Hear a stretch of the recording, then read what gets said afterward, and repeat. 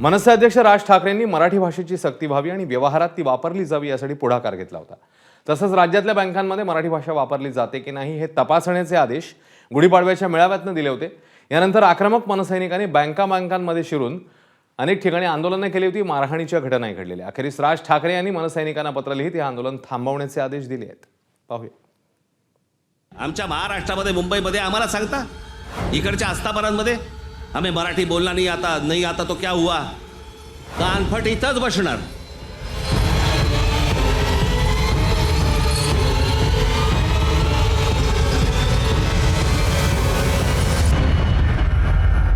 बँकांमध्ये जाऊन मराठीची सद्यस्थिती तपासण्याचा आदेश राज ठाकरेंनी दिला आणि मनसेचे कार्यकर्ते लागलीच कामाला लागले। राज्यभरातल्या बँकांमध्ये धडक देत मनसेने मराठीसाठी अधिकाऱ्यांना दारेवर धरायला सुरुवात केली। पण आता हे आंदोलन तुर्तास थांबवण्याचं फरमान राज ठाकरेंनी काढलंय। तसं पत्रच त्यांनी मनसेच्या कार्यकर्त्यांना लिहिलंय। या पत्रामध्ये राज ठाकरे म्हणतात, महाराष्ट्रातल्या बँकांमध्ये मराठीत व्यवहार होतात की नाही हे पाहण्याचा आदेश मी दिला होता। तुम्ही महाराष्ट्रात सर्वदूर बँकांमध्ये गेलात, तिथे मराठीचा आग्रह धरलात, हे उत्तम झालं।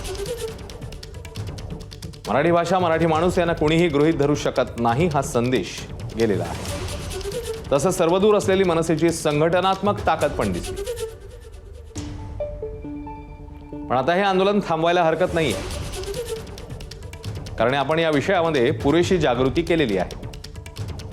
सगळ्यात महत्त्वाची जबाबदारी सरकारची आहे। रिझर्व्ह बँकेच्या नियमाची अंमलबजावणी करून घेणं आता सरकारची जबाबदारी आहे। कायदा हातात घेण्याची इच्छा आम्हालाही नाही। सरकारने बँकांना, इतर आस्थापनांना मराठीचा सन्मान करायला लावावं।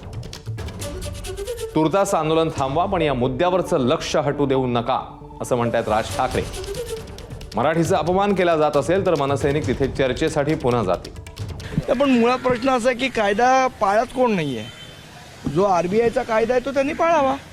पण आम्हाला कायदा हातात घ्यायची गरज नाही। आणि कायदा हातात कधी घ्यावा लागतो, जेव्हा काही लोक मराठी भाषेचा अपमान करतात त्यावेळेला। महाराष्ट्रात जर सगळेजण गोडी गुलाबी राहिले तर काय गरज आहे मुख्यमंत्री। आणि जे मराठी भाषा बोलणार नाही, मराठी भाषेचा अपमान करतील ते महाराष्ट्रद्रोहीच। जो देशाबद्दल वाईट बोलतो तो देशद्रोही, जो महाराष्ट्राबद्दल वाईट बोलेल, मराठी भाषेबद्दल वाईट बोलेल तो महाराष्ट्रद्रोहीच। राज ठाकरेंचं पत्र प्रसिद्ध होण्याआधी सकाळी उद्योगमंत्री उदय सामंत यांनी मनसे अध्यक्षांची भेट घेतली होती। मराठी भाषेच्या संदर्भामध्ये ज्या काही त्यांच्या भूमिका आहेत त्या समजून घेण्यासाठी मी तिथे गेलेलो होतो। त्यांची सगळी भूमिका मी समजून घेतलेली आहे। मराठी भाषेचा मंत्री म्हणून ते मी मुख्यमंत्री आणि दोन्ही उपमुख्यमंत्र्यांच्या कानावर घालणार आहे। या भेटीला कॅफेची उपमा देत संजय राऊत यांनी खरमरीत टीका केली आणि त्यानंतर चहाच्या टपरीवरून दोन्ही शिवसेनेत सामना रंगला।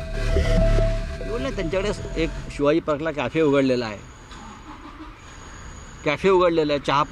चहा पाण्याचे कार्यक्रम, पान सुपारीचे कार्यक्रम होतात आणि वेगळ्या वेगळ्या विषयांवर होतात। आणि असे सांस्कृतिक कार्यक्रम तिथे शिवाजी पार्कला व्हायला पाहिजे, नाहीतर तिकडलं मराठी पण त्या भागातलं नष्ट होईल। तुमच्याकडे कोणी येत नाही। आता उबाटाची अवस्था अशी झाली की त्यांना लोकांना फोन करून बोलवावं लागतं। त्यांच्या दरवाजात कोणी जायला तयार नाही। त्यांनी जरी कॉफीचा हाऊस टाकला असेल तर यांची चहाची टपरी सुद्धा चालत नाहीये, अशी यांची अवस्था आहे। दुसरीकडे वकील गुणरत्न सदावर्त यांनी मराठीच्या आंदोलनावरून राज ठाकरेंवर बोचरी टीका केली आहे। ज्या प्रकारे राज ठाकरे म्हणजे निवडणुकीच्या तोंडावर धुरळा उडवण्याचा प्रयत्न केला होता, पॉलिटिकल धुरळा, ते कुठेतरी शमवण्याचं नाही तर जेरबंद करावं। आम्ही उच्च न्यायालयामध्ये सोमवारी धाव घेणार होतो, आमची याचिका तयार आहे। त्याचबरोबर राज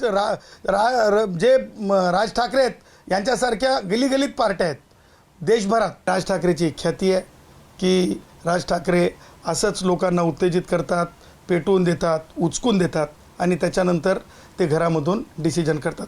त्यांच्या पोरानं जाऊन कुठं एखाद्या बँकेत थापड मारली का कुणाला, कारण माहिती आहे ना गुन्हा दाखल होतोय, गुन्हा दाखल झाले की अटक होते। आज नाही झालं तरी 6 महिन्यानं होते, कारण सुप्रीम कोर्टाने तसे दिलेले निर्देश आहेत। तसं Raj Thackeray stand up political commentator आहेत। खरोखर ही पानसे किंवा आपले संदीप देशपांडे साहेब हे मंत्री होण्याइतपत लायकीचे आहेत, हे इतकी चांगली आहेत। ह्यांना म्हणजे काय ॲप्लिकेशन ऑफ माइंड आहे। परंतु राज ठाकरेंना वेळ कुठं आहे? राज ठाकरेंना वेळ राज की बात बताओ क्या डील हुई जी असा आहे। तुर्तास राज ठाकरेंनी बँकांमधल्या मराठीसाठीच्या आंदोलनाची तलवार म्यान केली आहे। पण त्यांनी याची जबाबदारी सरकारवर सोपवली आहे. आता सरकार मराठीसाठी प्रयत्न करणार की राज ठाकरेंची मनसे पुन्हा मैदानात उतरणार ते पाहायचंय. ब्युरो रिपोर्ट, एबीपी माझा. एबीपी माझा, उघडा डोळे बघा नीट.